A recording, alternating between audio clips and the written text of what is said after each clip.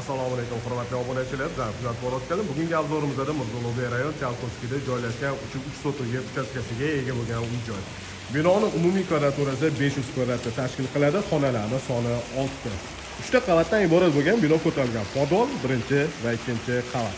Darvozaxonadan bitta katta mashina sig'adiganlik joyi ajratilgan va hovliga kirganimizda o'ng tarafimizda hovli qismi uchun hojatxona. O'rtada zeleniy zonasi bor va uni oldida fontan joylashgan. Yer uchastkasida orqa hovli ham bor. Hozir video davomida bu joylarni ham ko'rsatamiz. Sizlarga to'liqroq ma'lumot berib o'tishga harakat qilaman. Demak, qo'l tarafdan shunaqa chiroyli fasad ko'rinishiga ega. Yer qismiga kakil qoplangan va to'qlarida granitlar ishlatilgan. Ramkalarning ichida Nikolay g'ishlari ishlatilgan. Sifatli, mustahkam qurilgan uy olmoqchi bo'lganlar ko'rsatilgan telefon raqamiga bemalol murojaat qilishingiz mumkin. Endi uy ichiga kiramiz, xonalar planirovkasi va remontlari bilan tanishib chiqamiz. Paradniy xod bu joyda yaxshi terma rom oynalar ishlatilgan. Kirganimizda chap tarafda prixojniy shkaflar yasatilgan. Demak, birinchi qavatda hol zal, oshxona, mehmonlar uchun ajratilgan yotoqxona va ikkita sanuzel joylashgan. Hol qismida ko'rinishi, patologlarni ham ko'rishingiz mumkin. Baland patolog, chiroyli lyustralar ilingan. Demak, katta oyna romli. Mana shunaqa ko'rinishda bo'lyapti. Chap tarafimizda zal.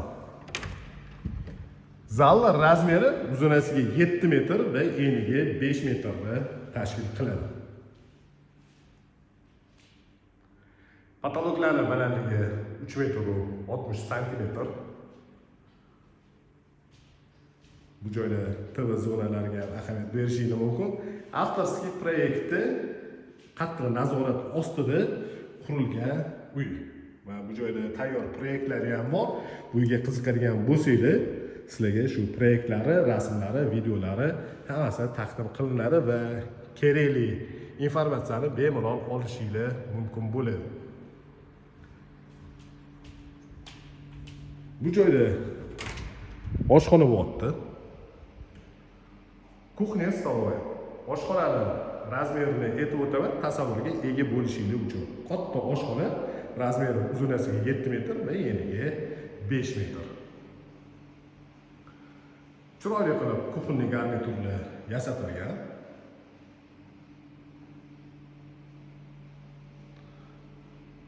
Bu joyda surilib ochiladiganlik yaxshi rom o'rnatilgan. Terma rom bo'lyapti va bu joyda mana orqa hovliga o'tiladi. Orqa hovlida yozgi oshxona navesi tegida joylashgan. Zeleniy zonasi bor va bu joyda charcha. Mana shunaqa ko'rinishdagi orqa hovli bor. Yozgi oshxona bilan uy ichida joylashgan oshxona do'stlikda bor. Bu joyda texnikalar ham mo'ljalga olingan. Bu oladigan bo'lsangiz, texnikalardan jihozlar beriladi. Yana bitta tarafi har bitta xonada terma regulyatorlar o'rnatilgan. Birinchi qavatda joylashgan umumiy sanuzel ko'rinishi unitazda installyatsiya qilingan.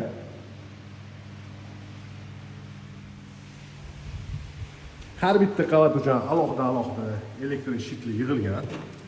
Bir-biriga nagruzka tushmasligi uchun yaxshi brendiga avtomatikali ishlatilgan. Bu joyda mehmonlar uchun ajratilgan yotoqxona joylashgan. Bu xonaning razmeri uzunasiga 5 metr va eniga 4 metrni tashkil qiladi.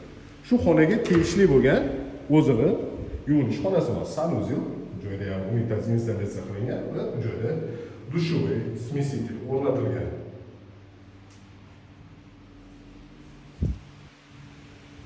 Birinchi qavatda hol oshxona, zal, mehmonlar uchun ajratilgan yotoqxona va ikkita sanuzel bo'ldi. Ikkita sanuzeldan bittasi mehmonlar uchun ajratilgan yotoqxonaning ichida joylashgan.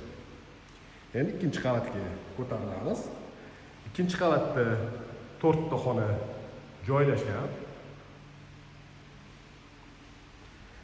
Va balkon qismiga chiqsa bo'ladigan joyi ham bor.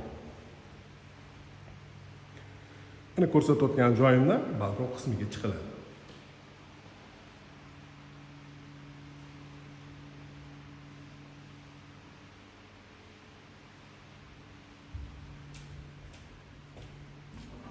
Ota-onalar uchun ajratilgan yotoqxonaning ichiga kirib kelamiz.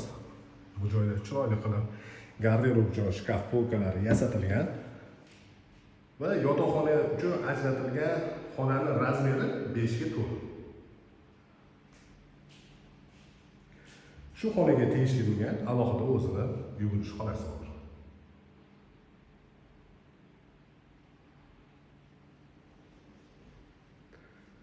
Sanuzyolda ko'rinishi avvalgi vanna o'rnatilgan, smesitellar va installyatsiya qo'yilgan, ko'rmaydigan holatda unitaz va rakvina joylashgan. Bu xonada ham terma regulyatori bor. Demak, ota-onalar uchun ajratilgan yotoqxonani ko'rdik. Bu joyda yana bitta yotoqxona joylashgan. Birinchi qavatda ko'rganinglardek, mehmonlar uchun ajratilgan yotoqxonani tepa qismi bo'lyapti. Razmeri bir xil va bu joyda shu xonaga tegishli bo'lgan sanuzyol.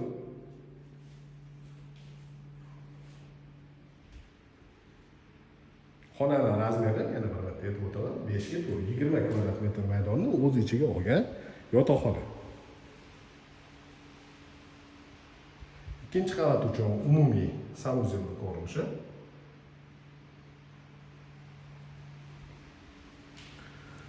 Bolalar uchun ajratilgan yotoqxona yoki bo'lmasa bu xonani kabinet sifatida foydalanishingiz ham mumkin.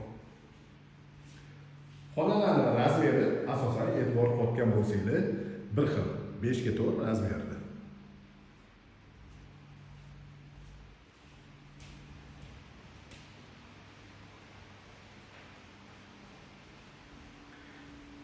Bu joydan balkon qismiga chiqiladi. Demak, ikkinchi qavatda joylashgan 4-chi yotoqxonaning ko'rinishi.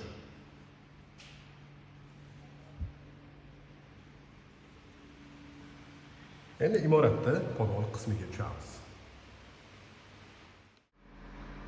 Imoratda tegi butunlay podval va bir nechta xonalarga bo'lingan.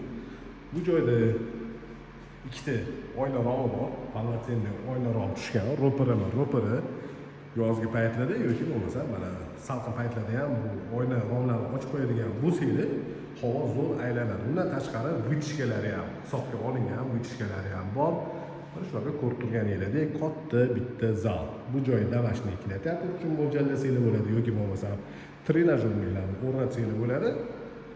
O'zingizlarning xohishingizga qarab moslashtirib olishingiz uchun bu joyda shu joyga internet, ya'ni Wi-Fi, televizor antennasi va rozetkalari tashalgan.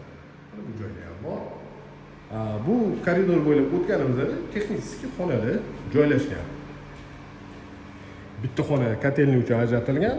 Ko'rsatayotgan xonamizda холодный комната bo'lyapti. Bitta xona prachka. Mana bu xona prachka uchun ajratilgan. Ikkita kir yuvish mashinasi uchun mo'ljallangan. Rozetkalari, suv vixtlari ikkita kir yuvish mashinasi uchun hisobga olingan. Kotelniga kirpiyamiz qator ketgan nasoslar Rashidov kunlarda bu joyda stabilizator, avtomatik suv nasosi, yaxshi sifatli kotel, napolni kotel 200 litr suv sig'imiga ega bo'lgan bo'lib o'rnatilgan.